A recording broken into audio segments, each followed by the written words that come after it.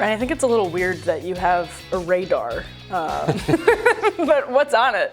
Here's what's on my radar. So I'm looking at Chuck Schumer. About 2 weeks ago, he met with, hold on, I forgot to put my glasses on here. So he met with Senator Amy Klobuchar and Judiciary Committee Chairman Dick Durbin to talk about the bipartisan big tech bill that she's been championing. It's called the American Innovation and Choice Online Act. So he told her that he was fully supportive and he pledged a floor vote by early summer. Now, about a week after that, at the next Senate Chiefs of Staff meeting, several top aides pushed back. The first was Mark Goldberg, Chief of Staff to New Hampshire Senator Maggie Hassan, who's up for re-election and is considered perhaps the party's most likely senator to lose. So that started a contentious back and forth with Klobuchar's Chief of Staff, who made the point that the issue polls insanely well. The party's own pollster had put support at roughly 80%. As if to underscore that point, after the Politico article came out, one of Hassan's potential Republican opponents jumped on it. Retired U.S. Army Brigadier General Don Bolduc responded, quote, "Pushing back against big tech is necessary to build American strength back. Senator Hassan continues to sell out to these companies by cowardly opposing bipartisan legislation that would hold sites like Google and Facebook accountable," unquote. So underneath all this is a look into how Washington works. Mark Goldberg, if you look at federal election records, also works on Hassan's re-election campaign, specifically providing, quote, campaign strategy services to her committee, as well as strategic and fundraising consulting services to the Hassan-linked Granite Values PAC. Hassan, meanwhile, has gotten contributions from executives at Amazon, Apple, Facebook, Google, Microsoft, including the maximum $5,800 from Amazon's general counsel, David Zapolsky.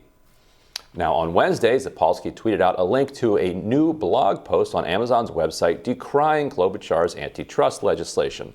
Amazon's blog complains that the reform unfairly targets just a handful of big tech companies and will threaten Amazon's low prices and Prime's popular fast delivery service. Those are the standard objections you hear from industry whenever they're faced with new rules. But the bill would only bar major companies from favoring their own products on their platforms over their competitors. If their products need a thumb on the scale like that to compete, they're probably not good products.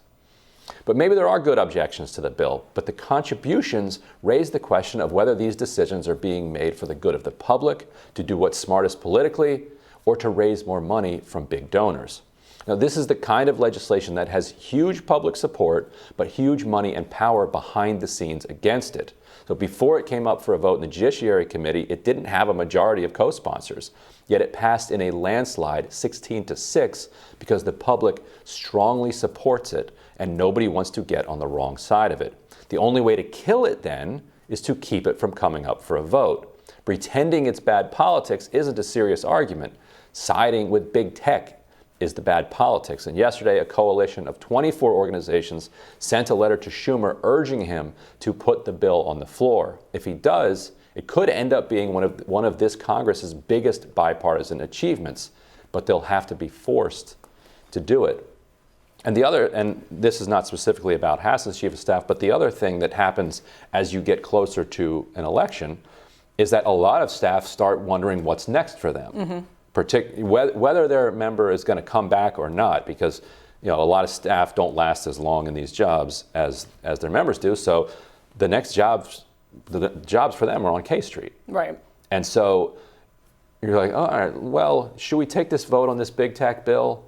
Not sure how popular this is. Well, it says here it's 80 people supported by 80%, and if you oppose it, you're going to get hit for it in your primary. Yeah, but maybe it's not such a good idea to do this vote. And so the public has to wonder, where's this advice coming from? Mm-hmm. You keep it from getting to the floor. I mean, It's exactly what you said, Ryan. And you also, there was something, you wrote this out in your radar, nobody wants to be on the wrong side of big tech questions anymore. And what that means is not on the side of Facebook or Amazon, right? Nobody wants to be perceived as being overly friendly to big tech, which means the political incentives have shifted in really interesting directions. And what's fascinating to me about this, exactly as you highlighted, is that it's coming from a Democrat. And she's being attacked by Republicans, by Bolduc, as you said, for her position, her overly friendly position on tech. It's a good case study in sort of realigning sympathies, but I think it's also really important to say that the reason she doesn't want to get to the floor A, she doesn't want it to advance and her benefactors don't want it to advance. But B, she doesn't want politically to be seen having to take a vote that's favorable to tech. And then she doesn't want to upset the people on K Street for taking a vote in a direction that's not favorable to them, because they see this bill as a major, major threat to their bottom lines. They think Amazon thinks it'll really cut into their business. And I think they're right. And I think you're right that it would pass. Right, because nobody... There will be a few who are, in rock solid Republican states who don't have to take a hard vote on this and can just vote with big tech, but even those will face some pressure from primaries. Oh yeah. Now, here's an interesting dynamic. Like, everybody following this says if it doesn't pass now, then it's not going to pass, which is an interesting statement about McConnell. Yeah. Because you'd be like, well, why not? This is a bipartisan issue.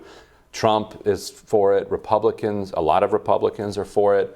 So why, if McConnell takes over the Senate or McCarthy takes over the House, are we no longer going to get actual legislation and it's not even a giant piece of legislation. All it's saying is, hey, Amazon, if people come to Amazon and search for, what are you buying on Amazon lately? So many things. So some tweezers. Yeah, props for this show. You go for a tweezer and you can't just push down all of your competitor products. You can't, and let's say it's Burt's Bees or whatever.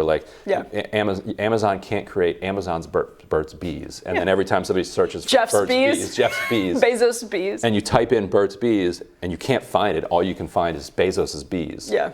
All it's saying is you can't do that. Don't want that. You have to be fair in your algorithm to these other to competitors that are selling on your platform, because your platform is now becoming the market. Like it is the market. Well, yeah, you said if you can't sell your product without undercutting other products, your product probably isn't that good. Important point. But their product, the interface, Amazon itself, where you have everything in one spot, that's a good product, right? Like, that's the product everybody wants. And they're making money, coming and going. They're charging the customers, they're charging the companies. Like, there's what they also want to cut them out, and just sell everything. They want to monopolize selling. Yeah, exactly. And the McConnell question is, well, yeah. I drove past an Amazon grocery store. Right. I was like, okay.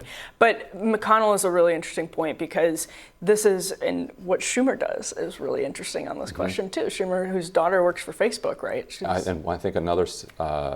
What works for Amazon. Yeah. There's a couple that work in big tech, yeah. Yeah, and so the establishment, Democratic Party and Republican Party, will sometimes talk a big game on big tech, and they'll talk a good game on big tech, but whether they actually, the people who control the agendas in Congress, bring these things to the floor, that is one of the most critical places to watch how much they really care. They don't want to. Yeah. Like, I don't think they want to. They want to talk, they don't want to vote. But this is probably the week that this gets decided. Like, if the Hassans of the Senate and the Schumers of the world say, you know what, this is just too contentious right now, we'll deal with this later, then this thing dies. Yeah. But if there's enough public pushback that says, no, you have to do something. Like, this is not breaking up big tech. This is not repealing Section 230. This is not nationalizing Amazon. This is just saying you can't cheat your rivals. Yeah. It's pretty simple, and again, they see it as a major, major threat to their bottom line, and it is, because it's what they're doing. Right. Yes. So the huge plot line, I think, to watch over the course of the next week. I think you're completely right. This is when it happens or doesn't. Right. And if people are nervous about this, they should think back to Microsoft. So in the 90s, Microsoft had a massive antitrust case against it, and was eventually kind of broken up, and was told that it couldn't monopolize basically everything. It was taking over everything at the time. Just imagine if all we had today were like Hotmail and Microsoft Word, like that, because that's what happens. Is it stultifies, it calcifies innovation and development, and you just get stuck, and then you wind up with somebody else creating like a TikTok, and we lose our edge. Well, yeah, and from a free market capitalist perspective, that's not how free markets are supposed to work. Yeah. Right. So if you want to live in a world of nothing but Windows 8. Just allow these companies to just lock everything down and just keep extracting money from you. Yeah. Well, this next week is critical. Yeah. Looking forward to what's on your radar next.